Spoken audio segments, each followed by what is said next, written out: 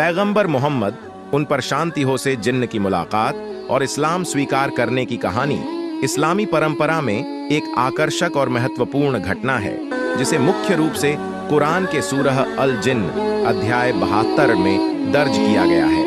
यहाँ एक अधिक विस्तृत विवरण दिया गया है। पैगंबर मोहम्मद के साथ जिन्न की मुलाकात इस्लामिक परंपरा के अनुसार उस समय जब पैगंबर मोहम्मद उन पर शांति हो मक्का में थे, वे रात की प्रार्थना के दौरान कुरान का पाठ करते थे।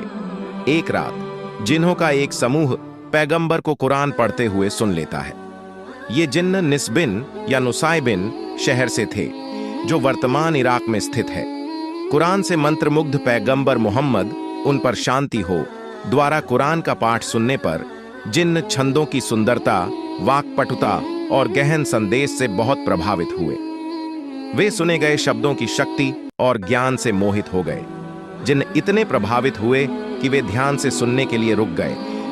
इस्लाम स्वीकार करना जब उन्होंने सुना तो इन जिन्हों के दिल छू गए और उन्होंने संदेश की सच्चाई को पहचान लिया।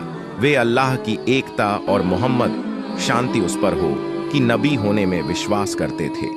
जिन्न इस्लाम अपनाने और पैगंबर की शिक्षाओं के अधीन होने के लिए प्रेरित हुए। अपने समुदाय में वापस लौटे।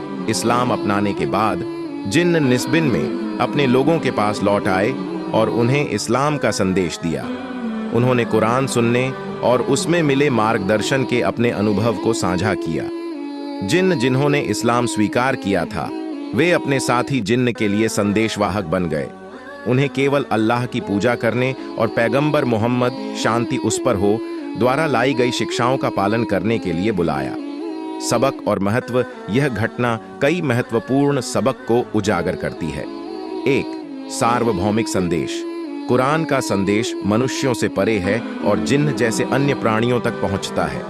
यह कुरान की शिक्षाओं की सार्वभौमिक अपील और प्रासंगिकता को रेखांकित करता है। 2. इस्लाम की स्वीकृति। मनुष्यों की तरह जिन्न में भी इस्लाम पर विश्वास करने और उसे स्वीकार करने की क्षमता होती है। उनके पास अपने समुदाय और विकल्प होते हैं और वे ईश्वरीय मार्गदर्शन का जवाब दे सकते हैं। 3. पैगंबर की भूमिका। पैगंबर मोहम्मद उन पर शांति हो केवल मनुष्यों के लिए ही नहीं बल्कि सभी प्राणियों के लिए एक संदेश वाहक हैं। उनका संदेश पूरे ब्रह्मांड के लिए है, जिसमें जिन्न भी शामिल हैं। 4. कुरान की शक्ति। यह घटना कुरान के पाठ के गहन प्रभाव को उजागर करती है। इसके शब्दों में दिलों को बदलने और व्यक्तियों को सत्य और धार्मिकता की ओर मार्गदर्शन करने की क्षमता है। जिन्न के साथ यह मुठभेड़ कुरान के व्यापक दायरे को प्रदर्शित करने में महत्वपूर्ण है। सभी लोग हमारे इस्लामिक चैनल को सब्सक्राइब करें, क्योंकि हम शांति के धर्म का प्रचार करते हैं। अगर हमें आपसे थोड़ा भी नहीं मिला तो कठिनाइयां व्यर्थ नहीं जाएंगी। इसलिए हमारे साथ बने रहें और लाइक, कमेंट, शेयर करें और शांति का संदेश फैलाएं।